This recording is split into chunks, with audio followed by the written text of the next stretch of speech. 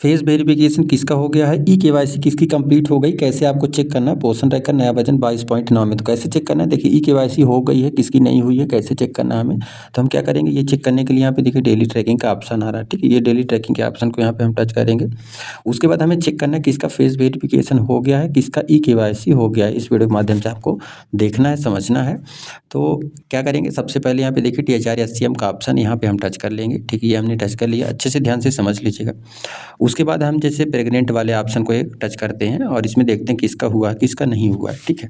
तो अब हम क्या करेंगे, यहाँ पे देखिए THR का ऑप्शन आ रहा है, ठीक है। ये THR वाले ऑप्शन को टच कर देंगे तो यहाँ पे देखिए दिखा रहा है कि इनका मोबाइल नंबर भी सत्यापित अभी नहीं है, ठीक है।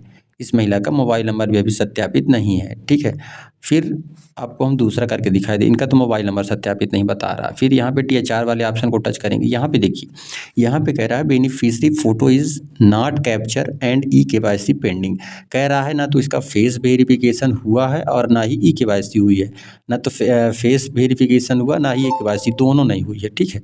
तो अब हम दूसरे का चेक करते हैं। जैसे इसका तो फेस वेरिफिकेशन, ई केवाईसी नहीं हुआ। अब जैसे मान लीजिए हम इनका गुंजा का करते हैं तो यहाँ पे देखिए THR का ऑप्शन आ रहा है। यहाँ भी कह रहा है कि इसकी ना तो फेस वेरिफिकेशन हुआ है और ना ही ई केवाईसी हुई है, दोनों नहीं हुई है। इस तरह से आप चेक कर सकते हैं।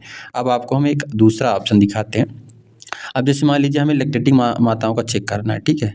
तो यहाँ पे टच करेंगे और यहाँ पे देखिए, यहाँ पे सबसे नीचे THR लिखा है नाम के बगल में यहाँ पे, तो ये THR वाले ऑप्शन को यहाँ पे हम टच करेंगे। अब यहाँ पे देखिए, यहाँ पे ये कह रहा है कि इसका फेस वेरिफिकेशन हो गया है, ई केवाईसी नहीं हुई है। देखिए ई केवाईसी पेंडिंग बता रहा है, तो ये समझ जाइए कि इसका फेस सेव हो गया है, फेस का सत्यापन हो गया, चेहरे का सत्यापन हो गया है, लेकिन ई केवाईसी जो आधार OTP वाली होती है वो नहीं हुई है, ठीक है। तो जैसे चेक करना था, यहाँ पे हम प्रोसीड पे टच करेंगे। इसका फेस वेरिफिकेशन हो गया, ई केवाईसी नहीं हुई है, प्रोसीड में टच करेंगे। यहाँ पे कन्फर्म एंड प्रोसीड पे टच करेंगे तो यहाँ पे देखिए डायरेक्ट ये आधार वाला ऑप्शन आ रहा है। ये डायरेक्ट आधार वाला ऑप्शन आ रहा है, तो इसका मतलब ये है कि इसका फेस का सत्यापन हो गया है, सिर्फ आधार ई केवाईसी नहीं हुई। तो यहाँ पे ई केवाईसी करने के लिए हम भाई OTP दर्ज करेंगे, आधार नंबर दर्ज करेंगे, यहाँ पे कैप्चर कर देंगे, यहाँ पे नेक्स्ट कर देंगे। तो आपके आधार कार्ड में जो मोबाइल नंबर दर्ज होगा उसमें OTP आ जाएगा, OTP इसमें दर्ज करेंगे तो ई केवाईसी हो जाएगा।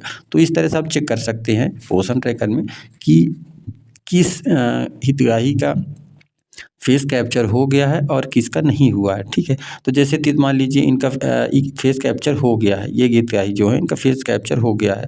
दूसरे का चेक करते तो इनका तो मोबाइल ही सत्यापित नहीं है, और ये ना तो मोबाइल सत्यापित है और ना ही इनका फेस कैप्चर हुआ है और ना ही ई केवाईसी हुई है, दोनों नहीं हुई है। तो इस तरह से आप समझ गए होंगे कि फेस वेरिफिकेशन जिनका हो जाता है तो ये ऑप्शन खुलती, ये लिखा रहता है बेनिफिशियरी केवाईसी पेंडिंग। और जिनका कुछ भी नहीं रहता है, जिनका कुछ भी नहीं रहता है, न तो फेस रहता है ना तो ई केवाईसी रहती है, तो ये दोनों ऑप्शन लिख के आते हैं कि ना ही फ़ोटो कैप्चर हुआ है और ना ही ई केवाईसी हुआ है, ठीक है। तो ये लिख के आ रहा, तो इसका मतलब ये है कि ना तो फेस हुआ है ना तो ई केवाईसी हुई है। और जिसका फेस हो जाता है, ई केवाईसी रह जाता है, तो यहाँ पे ये लिख के आता है, ठीक है। तो इस तरह से आप चेक कर सकते हैं कि किनका फेस वेरिफिकेशन हो गया है, किनका नहीं हुआ है। धन्यवाद।